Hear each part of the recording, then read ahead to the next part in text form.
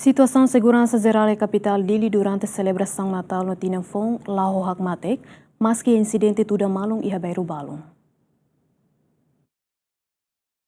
Comandante Pentel Município Dili, Superintendente Sefi Orlando Gomes ateten durante a celebração missa Tinanfong ne, situação segurança capital Dili Laho Hakmatek, tambahetan segurança máximo si comando Pentel Município Dili. Mas que Habairu Balung acontece tudo malu entre la Barek Sira, to envolve jovem Balung, mas bela perturba situação segurança durante a celebração Natal no Tinanfong e capital Dili. Comando Pentel Município Dili hamutu com a equipa conjunta, continua halo patrulhamento, tamasai Habairu Sira e capital Dili, onde prevene conflito.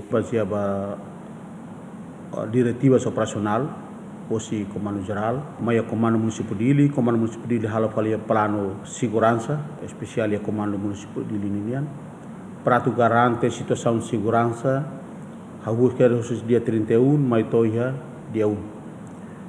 Também Comando Município Dili mos hetan apoio hosi Força de Defesa Timor-Leste, Polícia Militar ou Forças Especiais, apoio mos hosi unidade especial da polícia, Bob Koe HOTSP, e mos hetan apoio hosi unidade de polícia maritima, hamutu Koe tenia informação secretas, hosi nacional no mos município, ou mos itania SNI, junta mutu, hodi halo monitorização, baia capital município Dili. Hodi garante situação segurança durante tinantuan ho tinanfong Trocamalu. Tamane Comando Município Dili ia 31 kalan coloca tiro plano de bemakia ita destaca ita ne membro sira iha igreja ia capital Dili Tomak. Hodi assegura celebração missa ba tinantuan Trocamalu.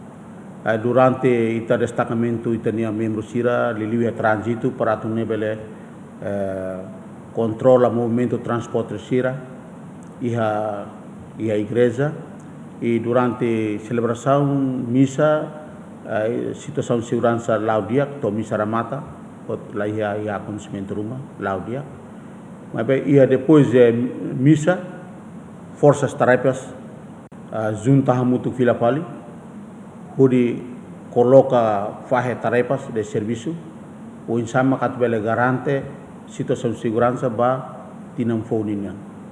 Tamane ita halo segurança hutu ia naba depois ita coloca ita halo patrulhamento baia fatin sira nebema kita considera risco e ita normaliza situação de segurança ia capital Dili.